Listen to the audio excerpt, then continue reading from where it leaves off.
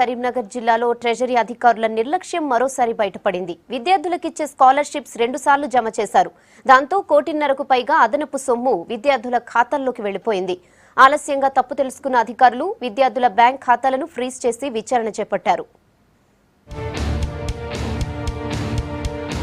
BC విద్యార్థులకు ఏటా 3,200 రూపాయల స్కాలర్షిప్లను బీసీ సంక్షేమ శాఖ మంజూరు చేస్తోంది. ఇది కాకుండా బోధన రుసుము కింద కళాశాల ట్యూషన్ ఫీజును ఆయా కాలేజీల బ్యాంకు ఖాతాల్లో అంతే మొత్తాన్ని జమ చేస్తుంది. బీసీ సంక్షేమ శాఖ నుంచి ఈ మధ్య నిధులు విడుదలయ్యాయి. కరీంనగర్ జిల్లాలో మొత్తం 34,372 మంది బీసీ విద్యార్థులు ఉండగా వీళ్ల కోసం ఈ విద్యా సంవత్సరానికి 12,52,00,000 బడ్జెట్ కేటాయించారు. ఇందులో 4,758 మంది విద్యార్థులకు 3,200 రూపాయల చొప్పున 1,46,74,066 రూపాయలు జమ చేయాల్సి ఉంది. కానీ అధికారులు ఇంతకు రెట్టింపు సొమ్ము 2,93,48,132 రూపాయల అమౌంట్ జమ చేశారు.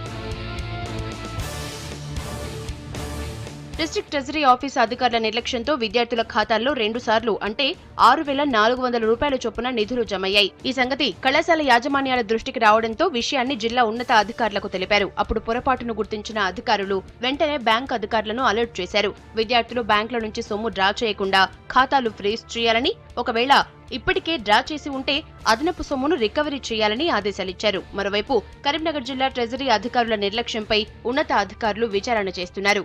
2,93,48,132 రూపాయలు విద్యార్థుల అకౌంట్లోకి పోవడం జరిగింది.